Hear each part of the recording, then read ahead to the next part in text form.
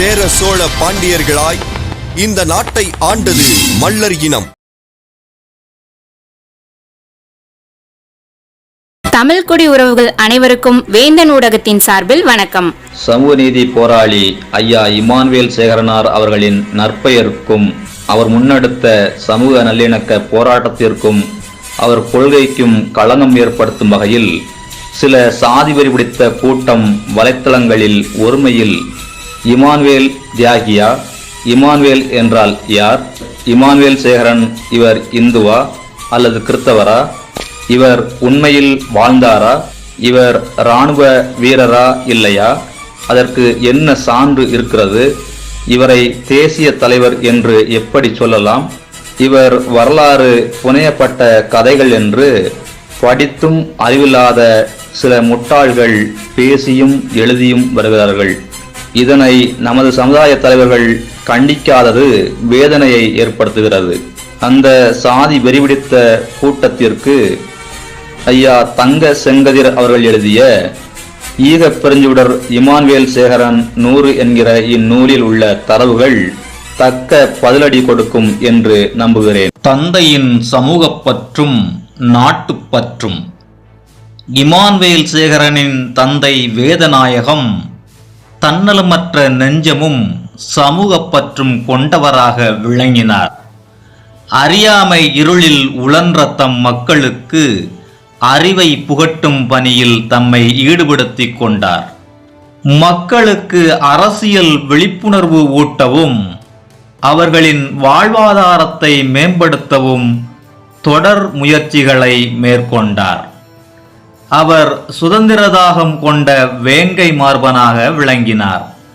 அன்றைய நாளில் இந்திய விடுதலை போராட்டத்தை முன்னெடுத்த பல முக்கிய தலைவர்கள் அங்கம் வகித்த காங்கிரஸ் கட்சியில் தம்மை இணைத்துக் கொண்டு ஆங்கிலேயருக்கு எதிராக குரல் கொடுத்தார்.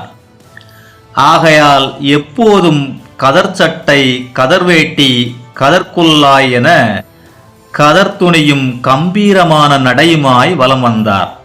காந்தியார் அறிவித்த வெள்ளையனே வெளியேறு போராட்டத்தை தமிழ்நாட்டின் தென் மாவட்டத்தில், குறிப்பாக பரமக்குடி தாலுகாவில் நடத்துவதற்கான திட்டமிடலை அவரே மேற்கொண்டார். கால்பந்து வீரன். இமானுவேல் சேகரனின் தந்தை வேதநாயகத்திற்கு தன் மகன் இளம் அகவையிலேயே கலைகள் பல கற்றுத் தேர்ந்தவனாக விளங்க வேண்டும் என்பதில் பெரும் விருப்பம். இமானுவேல் சேகரனின் அறிவு கூர்மையும் துடிப்பான செயல்பாடும் தந்தையின் விருப்பத்திற்கு புடம்போடுவதாக அமைந்தது. எனவே மகனுக்கு களரி, குஸ்தி, சுருள்வாள், கராத்தே, சல்லிக்கம்பு போன்ற தற்காப்பு கலைகளை கற்றுக் கொடுத்தார். மேலும் இமானுவேல் சேகரன் கால்பந்து விளையாட்டில் சிறந்து விளங்கினார். அவரது காலில் பட்ட பந்துகள் கம்பத்தில் பின்னிய வலையை நோக்கி பாய்ந்தன. பள்ளி அளவிலான கால்பந்து போட்டியில் அணிக்கு அவரே தலைமையேற்றார். இமானுவேல் சேகரன் தலைமையில் அவ்வணி பல வெற்றிகளை ஈட்டி பதக்கங்களையும் பாராட்டுக்களையும் குவித்தது. படிப்பில் மட்டுமல்லாது விளையாட்டிலும் பள்ளிக்கு பெருமை சேர்க்கும் மாணவனாக இமானுவேல் சேகரன் நற்பெயர் பெற்றார். தந்தையின் களத்தில் தனையன். ஒரு முறை வாத்தியநேந்தலில் தேவேந்திரகுல வேளாளர் சமுதாயத்தை சார்ந்த விவசாயி ஒருவர் காலங்காலமாக அனுபவம் செய்து வந்த 30 ஏக்கர் நிலத்தை சாதி ஆதிக்கத்தோடு ஒருவன் ஆக்கிரமித்துக் கொண்டான். தலைமுறையாக தங்களின் வயிற்று பிழைப்பிற்கான ஆதார சக்தியாக இருந்து வந்த நிலத்தினை இழந்த விவசாயி இது குறித்து முறையிட இமானுவேல் சேகரனின் தந்தை வேதநாயகம் வாத்தியார் அவர்களின் இல்லத்திற்கு வந்தார். அராஜக போக்கோடு ஆயுத முனையில் ஆக்கிரமிக்கப்பட்ட சம்பவத்தை விரிவாக கேட்டறிந்தார் வேதநாயகம் வாத்தியார். இவர்களின் உரையாடல்களை கூர்ந்து கவனித்துக் கொண்டிருந்தார் இமானுவேல் சேகரன். பிறகு இது குறித்து ஏற்கனவே சொன்ன தகவலின் அடிப்படையில் ரகசியமாக திரட்டப்பட்ட வருவாய்த்துறை ஆவணங்களை எடுத்துக்கொண்டு புறப்பட்ட தந்தையாரிடம் தானும் அங்கு வரட்டுமா என கேட்டவாறே அப்பாவின் ரேக்லா வண்டியில் ஏறி அமர்ந்தார். தந்தையும் தன் மகன் சமூகத்தை பற்றி புரிந்து கொள்ளட்டும் என்ற எண்ணத்தில் அந்த போராட்ட காலத்திற்கு வர சம்மதித்தார். அப்போது இமானுவேல் சேகரன் 9ஆம் வகுப்பு மாணவன். வேதநாயகம் வாத்தியாரால் பெறப்பட்ட வருவாய்த்துறை ஆவணங்களாலும் அவரின் சாமர்த்திய சிந்தனையாலும் அந்த விவசாயிக்கு ஏற்பட்ட சிக்கல் அன்றைய நாளிலேயே தீர்ந்து போயிற்று. மாணவர்களிடத்தில் மூட்டிய விடுதலை நெருப்பு, ஆங்கிலேய அரசுக்கு எதிராக நடத்தப்படும் மாநாடுகள், பொதுக்கூட்டங்கள் மற்றும் போராட்டங்களில் தன் தந்தை வேதநாயகத்தோடு கலந்து கொண்டு தமது நாட்டுப்பற்றை வெளிப்படுத்திய இமானுவேல் சேகரன் தந்தையின் ஆளுமையை பயன்படுத்தி மேடைகளில் தோன்றி கன்னித் தமிழில் இயற்றமிழை எடுத்தியம்பி காண்போரை புருவமுயர்த்த செய்தார். மேடைகளில் பேசுவதற்கு கிடைக்கும் வாய்ப்புகளை நன்கு பயன்படுத்தி கொண்டார். மேலும் தம் வகுப்பில் பயிலும் சக மாணவர்களிடம் இந்திய விடுதலை போராட்டத்தின் தேவை குறித்தும் ஆங்கிலேய அரசின் அடக்குமுறை குறித்தும் தெளிந்த விளக்கம் தந்து அவர்களின் உள்ளத்தில் விடுதலை நெருப்பை மூட்டச் செய்தார். விடுதலை போரில் வீரத்தமிழ் மகன் இமானுவேல் சேகரன் 1942 ஆகஸ்டில் நடந்த வெள்ளையனே வெளியேறு கிளர்ச்சி ஆங்கிலேய ஆட்சிக்கு எதிராக இந்திய துணைக்கண்டத்தில் பெரும் தாக்கத்தை உண்டாக்கிற்று. இப்போராட்டத்தில் தென் தமிழகத்தின் பங்கு குறிப்பிடத்தக்கது. அன்றைய ராமநாதபுரம் மாவட்டத்தின் தேவகோட்டை, திருவாடானை பகுதிகளில் தேவேந்துகுல வேளாளர் சமுதாய மக்கள் பெரும்பாலானோர் அப்போராட்டத்தில் கலந்து கொண்டனர் என்பது வரலாறு.